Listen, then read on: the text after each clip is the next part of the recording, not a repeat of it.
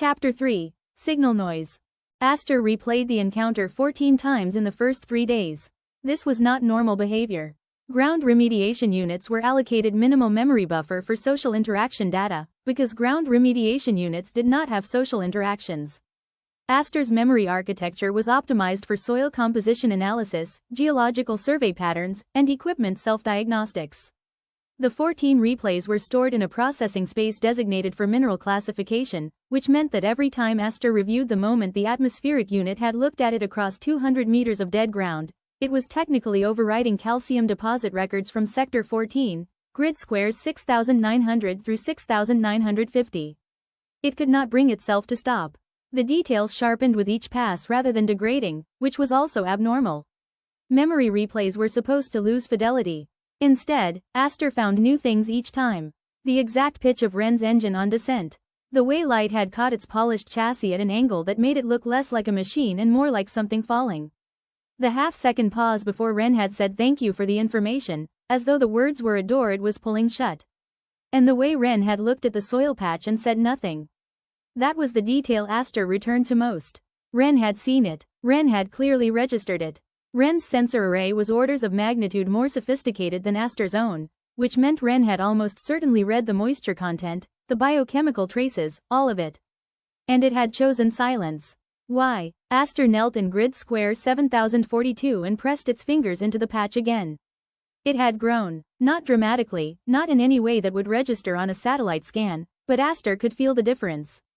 The viable zone had expanded by perhaps 6 centimeters in every direction from its original boundary. The moisture readings were fractionally stronger.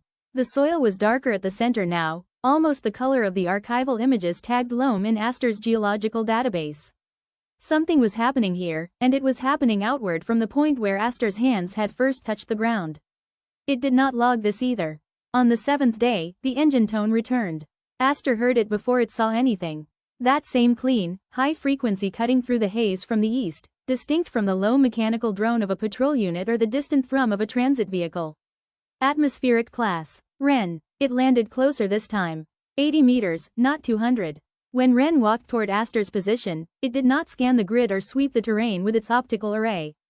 It came directly, as though it knew exactly where Aster would be. I have additional survey questions about this sector, Wren said. Aster looked at it. No, you don't. Something shifted in Wren's optical output.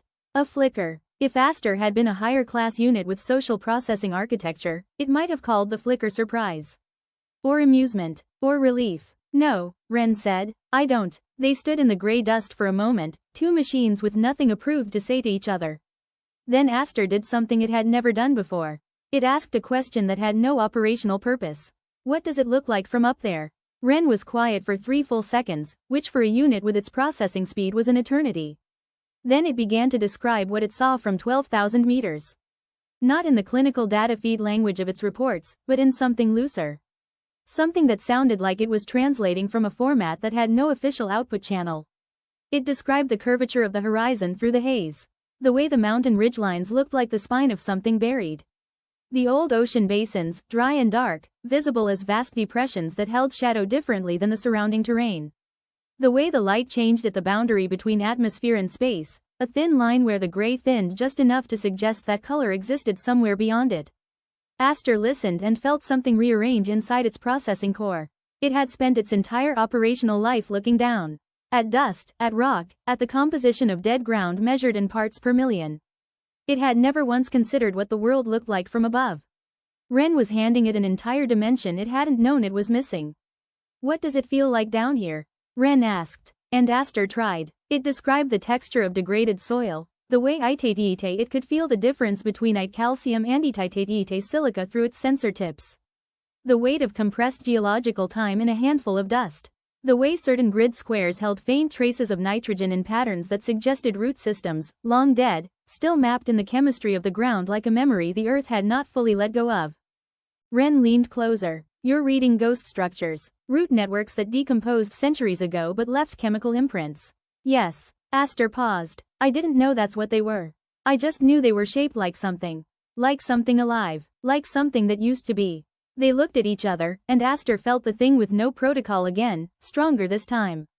Not a malfunction. Not signal noise. Something that had the quality of recognition, as though a circuit it didn't know it had was finally finding its matching contact. The patrol drone came from the south, fast and low.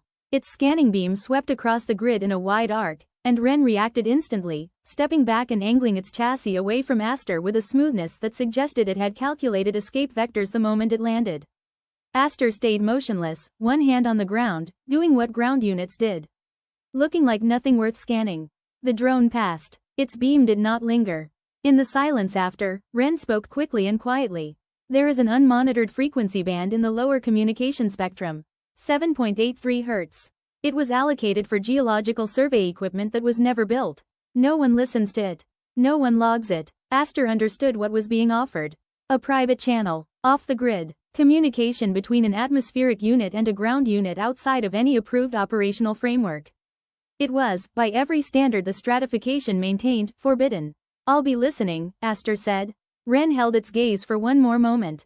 Then it turned, engaged its engines, and climbed back up through the gray until it was just a point of light, and then not even that. Aster knelt in the dust beside the soil patch, which was slightly larger than it had been that morning, and opened a channel on 7.83 Hz. Static, empty air, the sound of a frequency no one had ever used. It left the channel open.